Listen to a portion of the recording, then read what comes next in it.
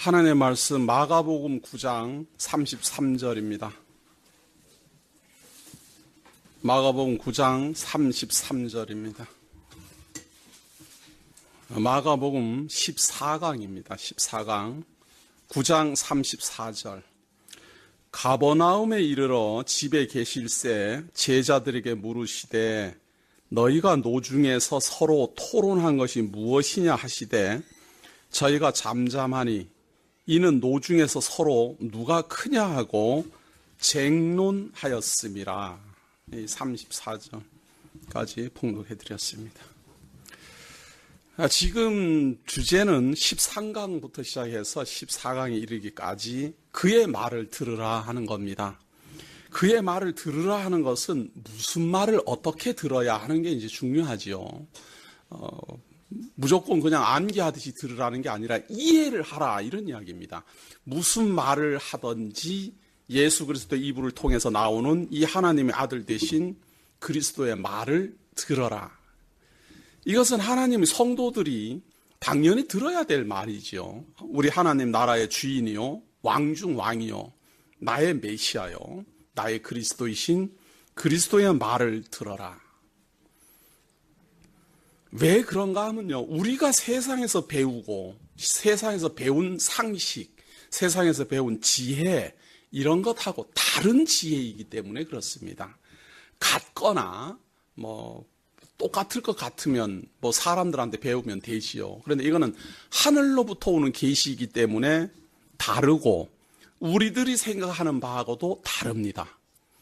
그래서 신중하게 들어야 될 필요가 있고 성경대로, 정말 성경대로 보려고 좀 노력을 해야 됩니다. 그거 안 봐도 알아 그러는 것은 참 정말 너무 교만하다고 생각합니다. 그냥 대충 대략 여기는 그런 뜻이야. 제가 생긴 모습이나 하는 행동이나 제 성격을 봐도요, 저는 사실은 굉장히 대충 할 사람 같지 않습니까? 제가 저를 봐도 그래요. 그리고 무엇을 할 때도 이렇게 꼼꼼하게 이렇게 하는 스타일이 제가 아닌데, 성경만큼은 저는 자세히 봅니다. 그리고 저를 믿지 않아요. 제가 생각하는 생각을 제가 안 믿어요. 저도 그래도 사람인데 나름대로 세상 지식도 있고 상식도 있고 다 있지 않습니까? 그것을 생각이 안 난다라는 말은 할 수가 없어요. 저도 생각이 나고 이거는 이런 말이겠다 저런 말이겠다라고 이렇게 생각할 수 있어요. 그러한 생각을 가능한 버리고자 하는 것이 저의 성경 연구 방법이기도 합니다. 그게 잘 안 버려져요. 그래서 제가 먼저 알고 있는 걸 버린 다음에 있는 대로 보자라는 생각을 많이 하다 보니까 꼼꼼하게 자세히 본 사람처럼 이제 되는 거죠. 그게 사실은, 그리고 제가 지금 돌아봐도 자세히 눈이 뚫어지게 본다 이 말이 아니라 제 머릿속에 있는 선입견을 제거하면서 있는 대로만 보니까 하나님의 말씀대로만 자꾸 보게 되고, 그러다 보니까 자세히 보는 게 되고, 자세히 보는 게 되다 보니까 성경의 논리적 진술이 정말로 참 저로 하여금 살아 숨쉬게 하는 그런 생명력이 있음을 저는 실감합니다. 제가 오전 강의에서도, 그리고 가만히 눈여겨보시면 성경의 논리적 흐름을 계속 따라가고 있음을 알 수 있습니다. 하나도 이 사건하고 저 사건이 흐트러지고 갑자기 동문서답하고 이러는 게 아니라 같은 논리적 맥락을 따라 흘러가고 있음을 보여준다 그 말이에요. 말하는 것이나 뒤에 일어나는 사건이나 그 연결성을 가지고 진행되는 걸 발견하게 되고요. 그러한 진행이 저로 하여금 참 살아 움직이는 하나님의 말씀이라는 걸 실감나게 합니다. 그냥 구호가 아니라 정말로 살아 움직이는 생명력 있는 말씀처럼 우리로 하여금 듣게 하는구나. 13강을 통해서는 예수 그리스도를 통해서 계속해서 소개가 되는 겁니다. 구약에 엘리야가 오리라 했는데 세례 요한이 왔다. 구약에 벙어리가 말을 하라고 하더니 메시아가 왔다. 계속 지금 이게 전해지는 내용이 그렇잖아요. 구약의 메시아가 오면은 무엇이든지 못할 것이 없이, 능치 못함이 없이 다 이루어 주실 것이라고 하더니 이루어 주시더라. 그래서 죽은 것 같이 되었던 사람도 일어나게 하더라. 그리고 구약의 메시아가 죽은 자 가운데서 살아난다라고 하더니 죽은 자 가운데서 우리를 살려낸다라고 하시더니 죽은 자 사망의 권세에서 우리를 구원해서 영원한 생명 주신다고 하시더니 정말로 죽은 자 가운데서 3일 만에 부활하신다라고 약속하시더라. 이렇게 계속해서 맥락을 이어오고 있죠. 그 다음에 이어지는 요 가버나움에 대한 이야기도요. 메시아의 말을 들어라, 그리스도의 말을 들어라 했기 때문에 그 논리적 맥락에 계속 이어갑니다. 다만 조금 각도를 이제 달리합니다. 13강은 구약의 언약한 대로 메시아가 왔다. 구약의 언약한 대로 메시아가 와서 이렇게 된다. 구약의 언약한 대로 메시아가 와서 능치 못함이 없다. 구약의 언약한 대로 사망 권세에서 우리를 구원해낸다. 그리고 이제 메시아를 영접했다라고 했을 때예요. 이거는 메시아를 영접한 상태, 그겁니다. 앞에는 메시아를 영접하면 이렇게 말을 했다면 지금은 영접한 상태와 영접하지 않은 상태를 요 14강을 통해서는 내용이 진술해 나갈 겁니다. 그걸 우리가 면밀히 살펴봐야 내가 그리스도를 영접한 사람이구나 아니구나 하고 구분이 될 겁니다. 자, 그 첫 번째 내용이 예수님이 예를 드는데 길을 가다가 제자들끼리 막 쟁론이 벌어졌어요. 쟁론이 뭔가 하면은 누가 잘났냐 하는 겁니다. 이거 사람 둘만 모이면 누가 잘났냐 키재기를 하는 게 사람의 습관입니다.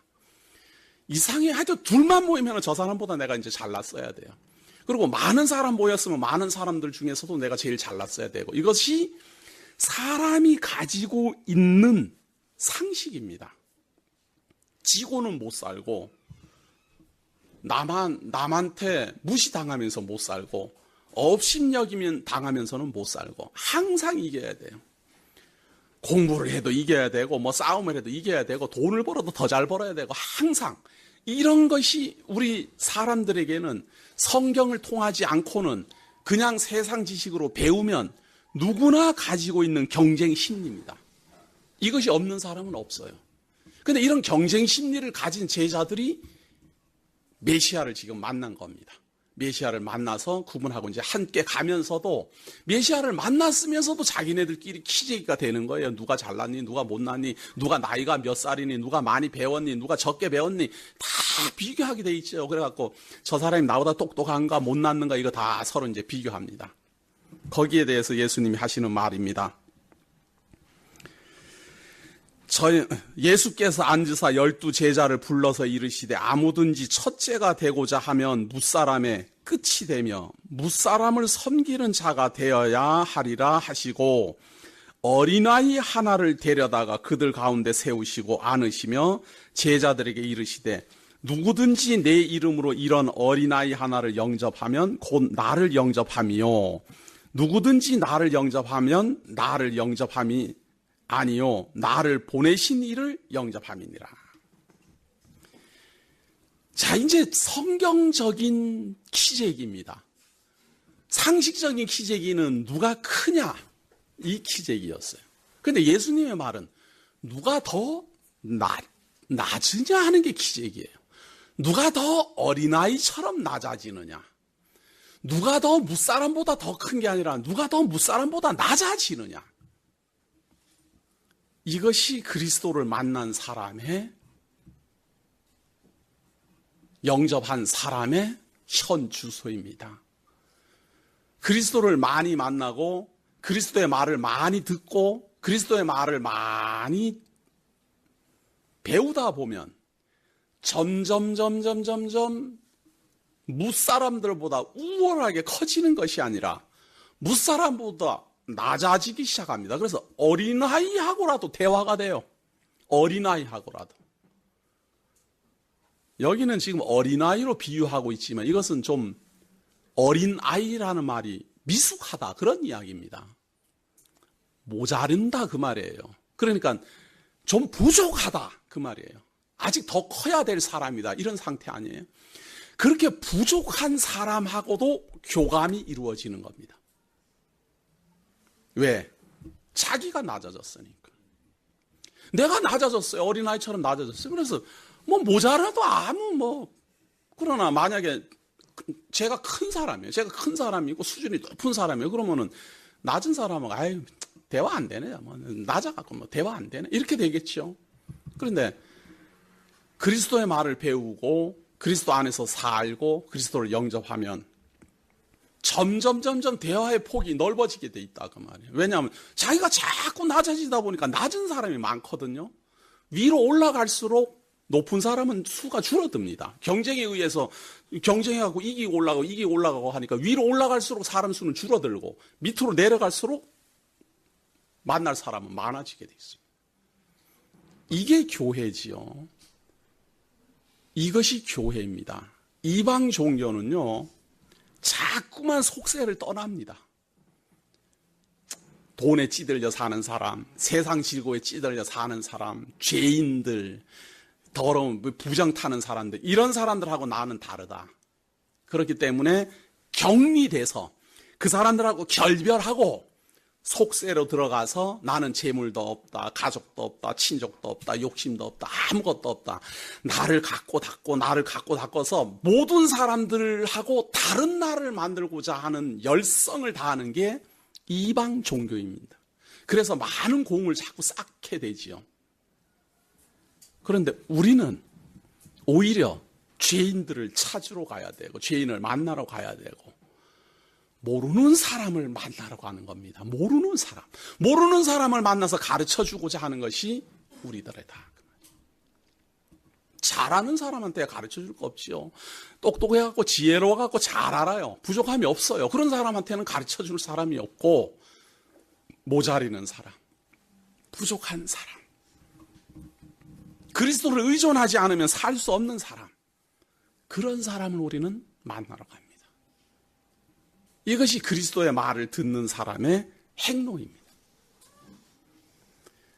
38절에 보세요. 요한이 예수께 여짜오되 선생님 우리를 따르지 않는 어떤 자가 주의 이름으로 귀신을 내어 쫓는 것을 우리가 보고 우리를 따르지 아니함으로 금하였나이다. 자, 두 번째는 예수 그리스도를 영접한 사람인지 하지 않은 사람인지 구분하기 어려워요. 무슨 말인가 하면 예수님 이름을 빙자해서 무엇인가 해요. 능력도 행하고 다 해요. 그러는데 예수 그리스도는 안 따라요. 우리가 봤을 때는 예수 그리스도를 안 따르니까 이거는 예수 그리스도를 배반자다 이렇게 볼 수 있잖아요. 그런데 예수님은 그렇게 보지 않고 흑백으로 보지 않고 가운데다 딱 놓습니다. 어떻게 보는가 하면 보세요. 예수께서 가라사대 금하지 말라 내 이름을 의탁하여 능한 일을 행하고 즉시로 나를 비방할 자가 없느니라. 우리를 반대하지 않는 자는 우리를 위하는 자니라. 그리스도를 믿지를 않아요. 예수를 그리스도를 믿지는 않지만 예수 그리스도를 비방은 안 해요. 그리고 오히려 그것을 이용도 하고 선전도 하고 이런 사람은 믿지는 않지만 반대하는 사람은 아니다. 이건 중간이에요. 영접하는 사람은 자꾸 낮아질 것이고 영접했는지 안 했는지 우리가 볼 때는 이건 영접 안 한 사람이지만 요거는 가운데예요. 반대는 안 하니까 반대는 안 하고 뭐 교회 다니는 사람들 좋던데 뭐 이런 사람들 있잖아요. 반대만 안 해줘도 감사하다 그 말이에요. 같이 공감해서 같이 그리스도를 영접하고 같이 낮아지면은 더없이 좋은 우리의 형제지만 형제는 아닌데 반대는 하지 않아요. 그리고 또 이용도 해요. 그리스도에 대한 것도 뭐 칭찬도 하고 뭐 기독교인들에 대한 뭐 예수를 믿는 사람들에 대한 이런 중도에 있는 사람이 가장 많습니다. 우리는 둘밖에 몰라요. 믿든가 안 믿든가 이렇게 흑백으로 알잖아요. 그런데 예수님은 영접하는 사람, 반대하는 사람, 이도저도 아닌 가운데 있는 사람, 믿는 건 아니지만 반대만 안 해도 괜찮다 그 말이에요. 반대만 안 해도 우리를 따라주는 사람이다. 가장 무서운 사람은 반대하는 사람이에요. 반대하는 사람은 어떤 사람인가? 영접하는 사람은 자꾸 낮아집니다. 영접은 하지 않지만 반대하지 않는 사람은 중간에 입장에 처해져 있습니다. 그 다음에 이제 반대하는 사람이 또 있겠지요. 자, 41절에 봅니다. 누구든지 너희를 그리스도에게 속한 자라 하여 물 한 그릇을 주면 내가 진실로 너희에게 이르노니 저가 결단코 상을 잃지 아니하리라. 믿지는 않는다 하더라도 박대만 안 하면, 그래도 물이라도 한 그릇 주면서 대접이라도 하면 이것은 우리를 위하는 사람입니다. 자, 그런데 그리스도를 영접하지도 않아요. 그리고 믿지도 않아요. 믿지는 않지만 반대는 하지 않아요. 이런 두 종류가 있어요. 영접하는 사람, 믿지는 않지만 반대를 하지 않는 사람. 그 다음에 세 번째가 있습니다. 세 번째. 어떤 사람인가 하면요. 또 누구든지 나를 믿는 이 소자 중 하나를 실족해 하면 차라리 연자맷돌을 그 목에 달리우고 바다에 던지움이 나으니라. 여기가 이게 굉장히 번역상에 문제가 많은 대목입니다. 그렇게 해서 뭐 의견들이 분분해요.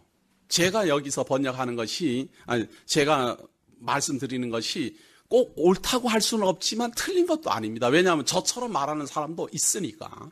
있는데 사실은 좀 소수이죠. 소수인데 저는 아무리 봐도 그러한 말로 보입니다. 무슨 말인가 하면 잘 봅니다. 그 42절에 또 누구든지 나를 믿는 이 소자 중 하나를 실족해 하면 차라리 연자맷돌을 금옥에 달리우고 바다에 던지움이 나으리라. 이게 무슨 말인가 하면 믿는 사람을 실족하게 하면 그 실족 당하는 그 사람이 그 사람한테 실족시키는 것보다 차라리 연자맷돌을 목에 달고 바다에 갖다 던지는 것이 낫다 그 말이에요. 실족해 하는 일이 더 무섭다 그 말이에요.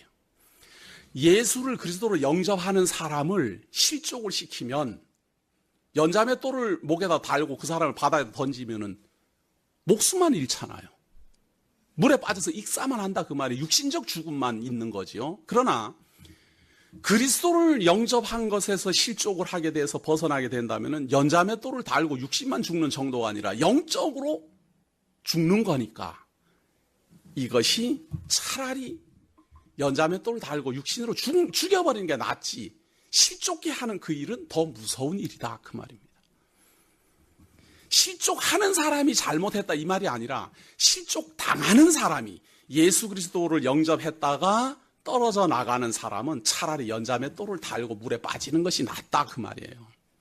그런데 여기 이제 잘못 읽으면은 어린아이를 내가 구박을 해갖고 뭐 이래갖고 옛날에 어떤 순진한 교사님들이 여기 펼쳐보고 굉장히 상처 많이 받은 교사들 많아요. 어린아이들이 잘 말 안 듣지 않아요? 말 안 듣고 뭐 그러니까 주일하게 예배 드릴 때 막 아이들 말 안 듣고 그러니까 그 구박하고 그랬다가 여기 이런 거 읽으면서 소자 중 하나를 실족해 하면 차라리 연자맷돌을 그 목에 달리우고 바다에 던지움이 나으리라. 그러니까 자기가 이제 목에다가 연자맷돌 달고 이제 바다에 빠지라라는 말로 이제 이해를 해가지고 실족을 상처를 받고 그러죠. 그런데 저는 이 문제에 대해 요건 상당히 난제로 취급되는 부분입니다. 뭔가 하면 그리스도를 영접한 소자가 실족을 하는 것은 차라리 육신적으로 말한다면 연자맷돌을 목에 달고 물에 빠져 익사하는 것이 더 낫다 할 정도로 엄청난 저주다 그 말입니다. 왜냐하면 왜 그렇게 그것이 연자맷돌을 차라리 목에다 달고 바다에 빠지는 게 나을 정도로 예수 그리스도를 믿는 사람이 실족하는 것이 무서운 일이냐? 왜냐하면 예수 그리스도를 떠나면 이런 일이 발생하기 때문에 그렇습니다. 43절 만일 내 손이 너를 범죄케 하거든 찍어버리라. 불구자로 영생에 들어가는 것이 두 손을 가지고 지옥 꺼지지 않는 불에 들어가는 것보다 나으니라. 만일 내 손이 너를, 그러니까 자기 스스로 자기가 범죄했다 이런 말이죠. 그리스도를 영접하지 않고 그리스도를 떠나면 자기 지은 죄를 자기가 해결해야 돼요. 오른손이 범죄했으면 오른손 잘라야만 돼요.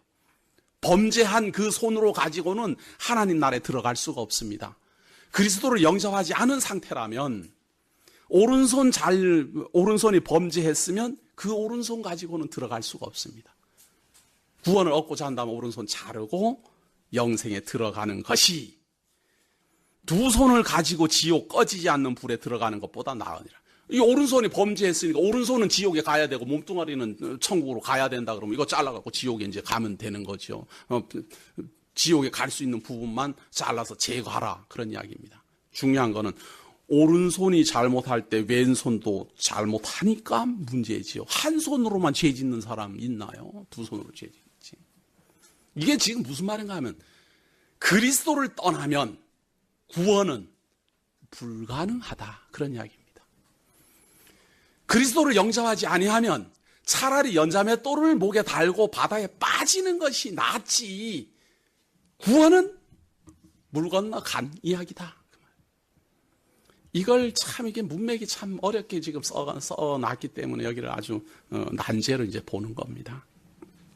만일 내 발이 너를 범죄케 하거든 찍어버리라. 절뚝발이로 영생에 들어가는 것이 두 발을 가지고 지옥에 던지우는 것보다 나으니라.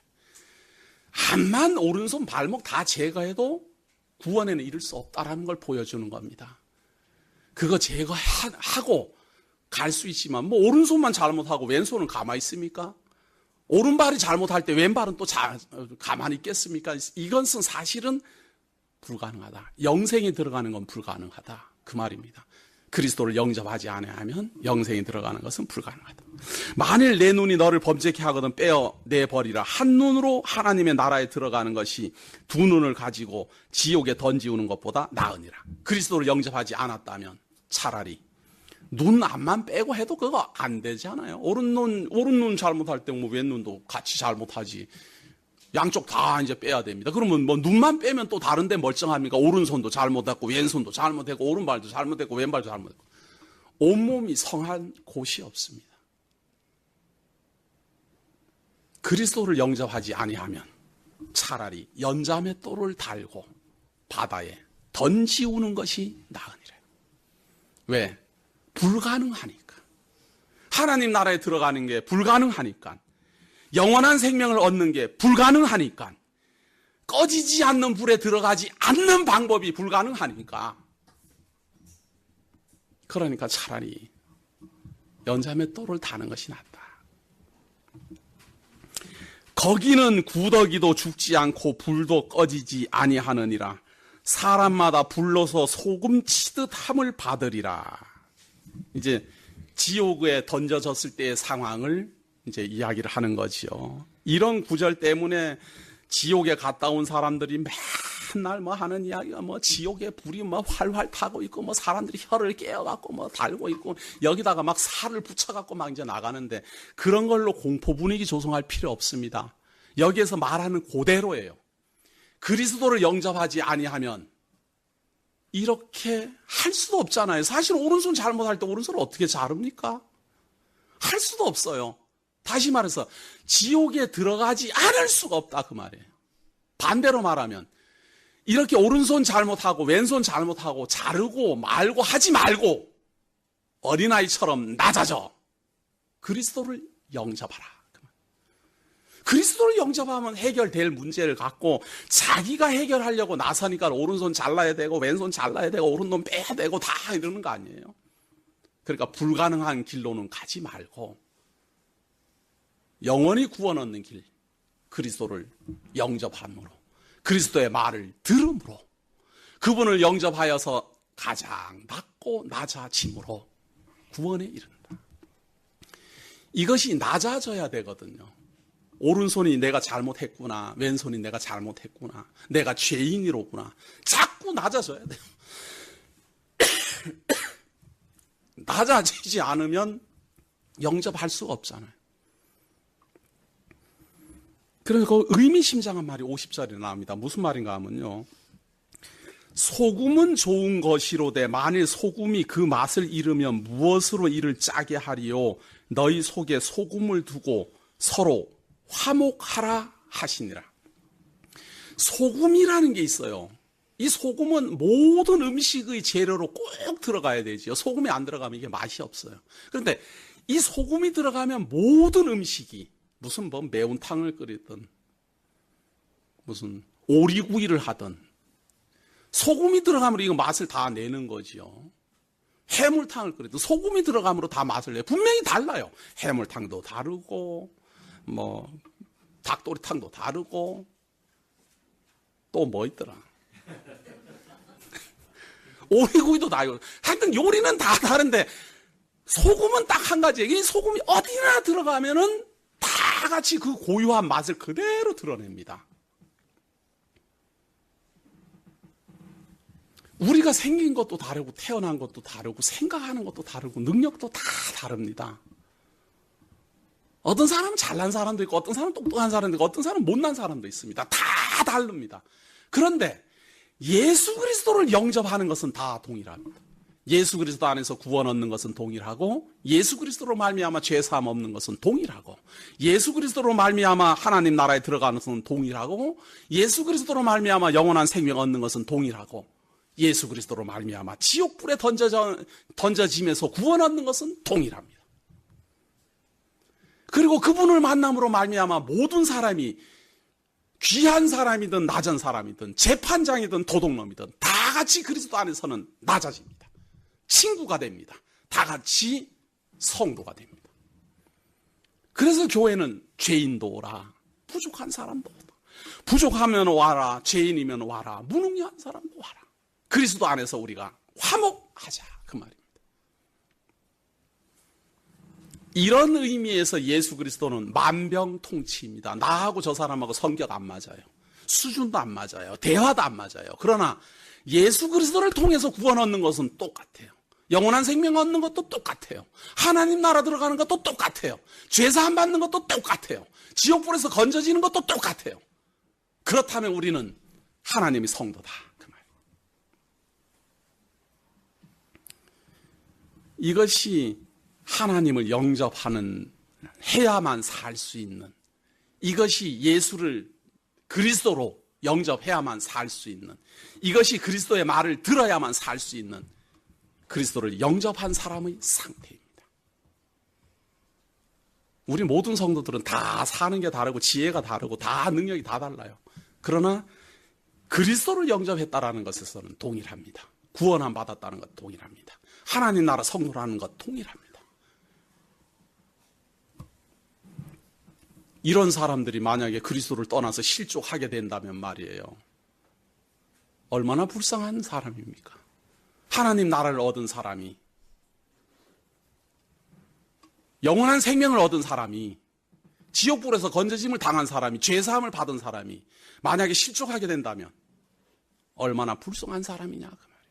그러니까 실족하면 안 된다 그 말이에요. 실족할 수도 없거니와 실족하면 안 된다 그 말이에요. 우리가 받은 복이 어마어마함을 인식시키는 말입니다. 그래서 실족하지 마라, 실족하면 안 된다라는 경고성인 말일보다 그만큼 우리가 받은 복이 엄청난 것이다.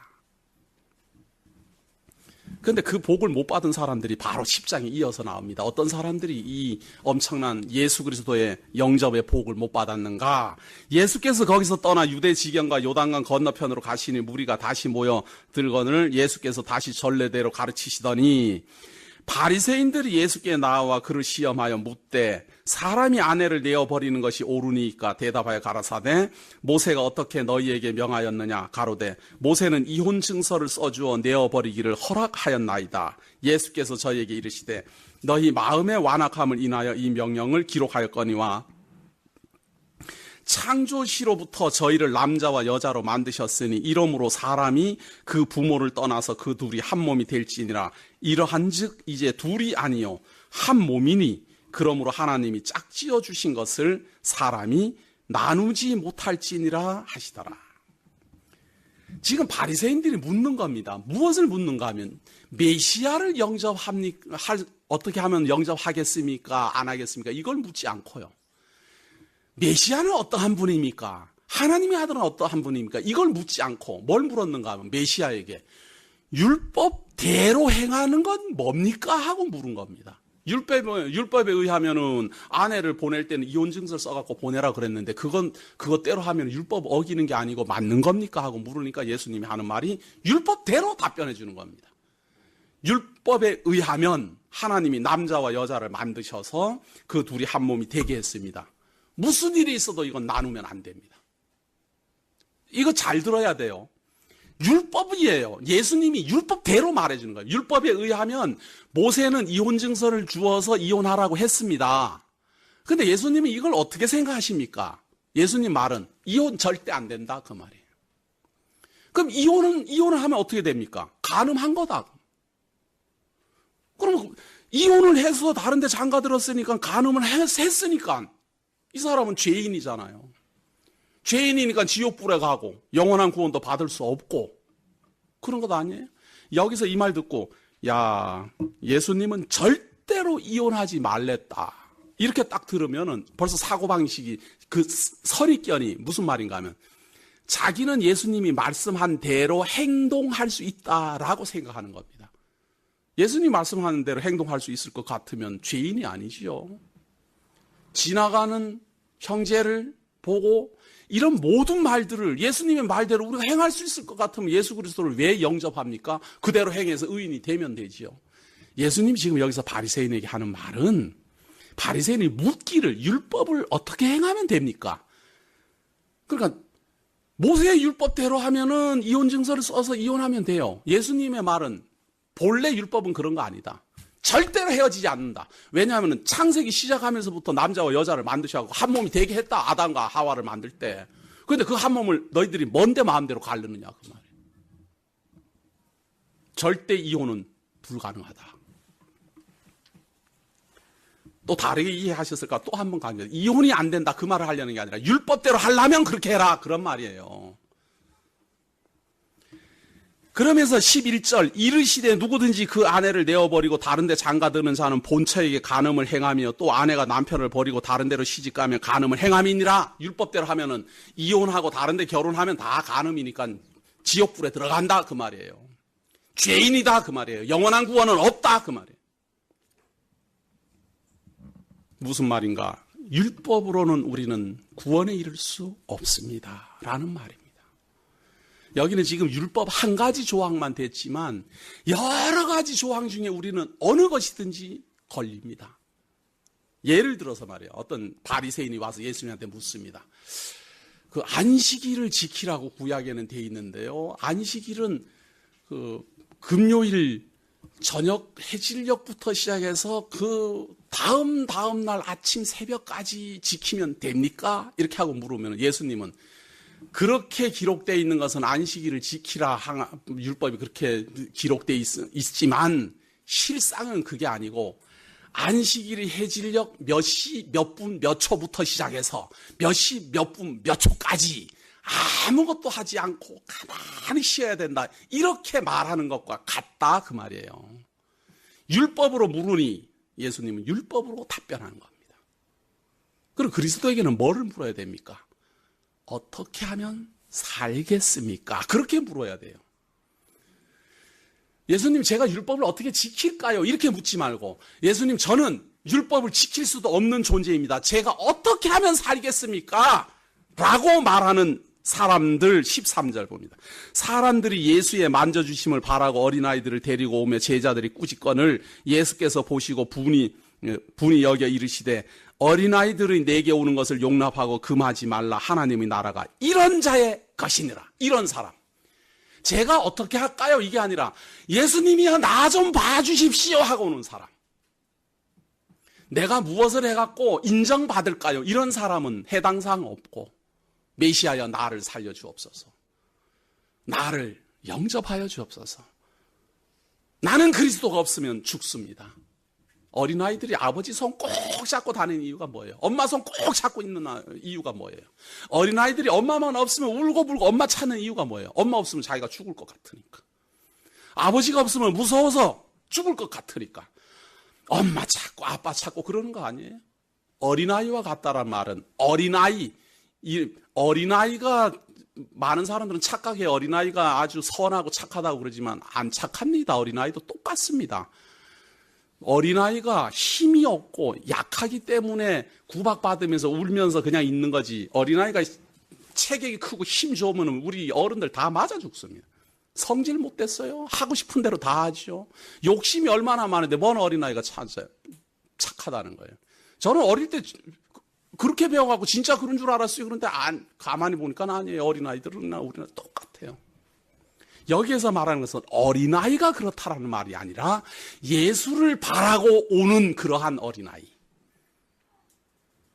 마치 어린아이가 부모님을 찾는 것처럼, 내가 부모님 없으면 죽을 것 같으니까 부모님을 찾는 것처럼, 우리가 예수 그리스도 없으면 죽을 것 같으니까 예수 그리스도를 찾는 사람들처럼,